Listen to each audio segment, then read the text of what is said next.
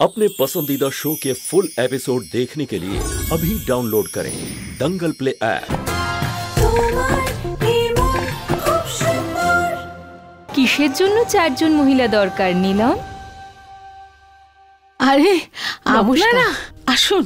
নমস্কার। পুনম, রুচিতার বিষয়ে কাউকে কিচ্ছু বলো না। হ্যাঁ মা। এসো এসো, তোমরাও সবাই এসো। আসলে বাড়িতে ছোট একটা পুজো ছিল, বিবাহিত মহিলাদের দরকার। তোমরা একদম ঠিক সময় এসছো।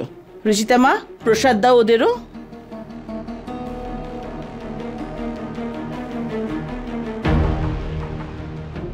কিন্তু আপনারা এভাবে না ডাকতেই মানে হঠাৎ কি করে এলেন? আরে আমরা তো নিমন্ত্রণ করতে এসেছিলাম। ওই আমার বৌমার স্বাদ আছে তো, খুব তাড়াতাড়ি আমাদের বাড়িতে বালগোপাল বা লক্ষ্মী ঠাকুর আসবেন। আমাদের বাড়ি তো বাচ্চাদের আওয়াজে ভরে উঠবে।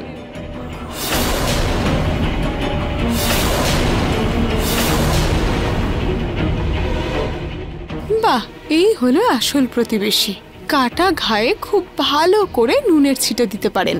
এবার ওনাদের সামনে তো রুচিতার সত্যিটা আনতেই হবে। এটা তো খুব ভালো খবর, অনেক শুভেচ্ছা। আচ্ছা দিদি, আপনি কবে ঠাকুমা হচ্ছেন? রুচিতা আর নিহারকেও তো খুশির খবর দিতে হবে। নিহারের সন্তান কি ভালোই না দেখতে হবে। এক কাজ করো রুচিতা, তুমি নিহারকে সারাদিন দেখো, তাহলেই বাচ্চা ওর মতো হবে।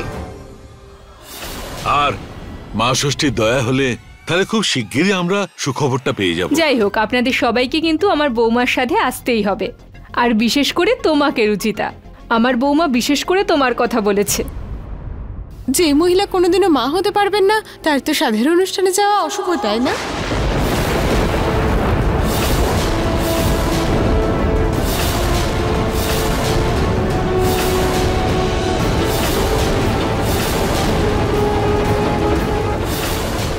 কি রুচিতা কখনো মা হতে পারবে না?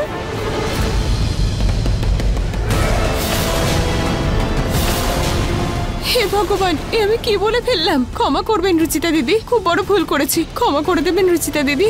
আমি আসলে গ্রামে শুনেছিলাম, তাই মুখ থেকে বেরিয়ে গেছে। খুব বড় ভুল করে ফেলেছি আমি, ক্ষমা করে দেবেন আমায়।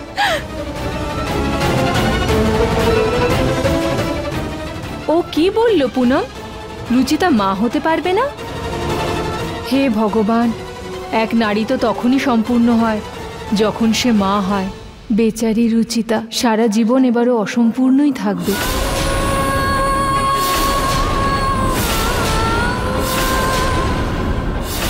বেচারা নিহার, আমার তো ওকে দেখেই কষ্ট লাগছে। একে তো স্ত্রীর রংরূপ বলে কিছু নেই, আর এখনো মাও হতে পারবে না। এসব কি আজে বাজে কথা বলছেন আপনারা? আমার ওয়াইফ এমনিতেও চিন্তার মধ্যে আছে। আর এমনিতেও রুচিতা যদি মা হতে না পারে তো আমিও তো বাবা হতে পারবো না, তাই না? তাহলে আপনারা ওকে কেন শোনাচ্ছেন? সেটা এই জন্যই বাবা যে খামতি রুচিতার মধ্যে, তোর মধ্যে নেই। খামতি শুধু রুচিতার মধ্যে ছিল না মা, ওটা একটা অ্যাক্সিডেন্ট ছিল যেটা কারোর কন্ট্রোলে থাকে না। বাবা, আমরা তো তোমার ভালোর জন্যই বলছি। বৌদি তো কবের থেকে তোমার সন্তানের জন্য অপেক্ষা করছেন। ওনার তো সব স্বপ্ন ভেঙে গেল। আর দিদি, আপনি কতদিন ধরে নাতি নাতনির মুখ দেখবেন বলে অপেক্ষা করছিলেন, কিন্তু আপনার স্বপ্ন তো স্বপ্নই রয়ে গেল। বাবা, আমি একজনকে জানি, তুমি আর রুচিতা ওনার কাছে যাও, কিন্তু রুচিতাকে ব্রত পালন করতে হবে। তারপরে দেখবে সব ঠিক হয়ে যাবে। আরে ওসব ছাড়ো, আমি একজন বাবাকে জানি যার হাতের ছোঁয়ায় সব সমস্যার সমাধান হয়। চুপ করুন আপনারা। আজকের দুনিয়ায় এসব কি উল্টোপাল্টা কথা বলছেন আপনারা? নিহার, তুই এত রেগে যাচ্ছিস কেন বাবা?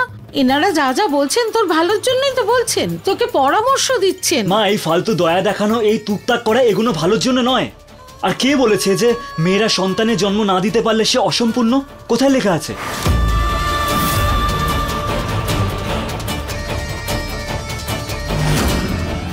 দেখো রুচিতাকে, ও একজন পারফেক্ট মেয়ে, বৌমা, ওয়াইফ, ছোট যা। কোথায় অসম্পূর্ণ দেখতে পাচ্ছ তোমরা? প্রথমে তো ও সবার ফেভারিট ছিল, আর ওর এই খামতি জানার পর ওর সব ভালো গুণগুলোকে আপনারা ঢাকা দিয়ে দিলেন। নিহার, এই বড় বড় কথাগুলো না শুধু বইতেই ভালো লাগে। তুমি কি ভবিষ্যতের কথা ভেবেছো? কে এই বংশকে এগিয়ে নিয়ে যাবে? কে এই গোয়েল ফ্যামিলির নাম উজ্জ্বল করবে? বৃদ্ধ বয়সে তোমায় দেখবে কে? কিছু ভেবেছো? এই সত্যি কথাগুলো থেকে পালাতে পারবে না। আন্টি, আপনার একমাত্র ছেলে ইউএসএ থাকে না? ওখানে যাওয়ার পর তো ও রাজেশ শর্মা থেকে রজার বিনি হয়ে গেছে। আপনার ছেলে থেকেও তো আপনার বংশকে অসম্পূর্ণ করে রেখেছে। আর বার্ধক্যের কথা তো আপনি ছেড়েই দিন। যে ছেলে 7 বছরেও আসে না, সে পরে কি করে আসবে? এখানে তো আপনার ছেলে থেকেও নেই, তাহলে কি আপনি অসম্পূর্ণ? সন্তানের জন্ম দিতে পারাটা ভগবানের আশীর্বাদ। তার মানে এটা নয় যে একটা মেয়ে জন্ম দিতে পারলেই সে মা হতে পারবে। দেবকী আর যশোদা মা এর বেস্ট এক্সাম্পল। কৃষ্ণ ঠাকুরকে এখনো যশোদা নন্দনী বলা হয়, কিন্তু কৃষ্ণ ঠাকুরকে যশোদা জন্ম দেননি।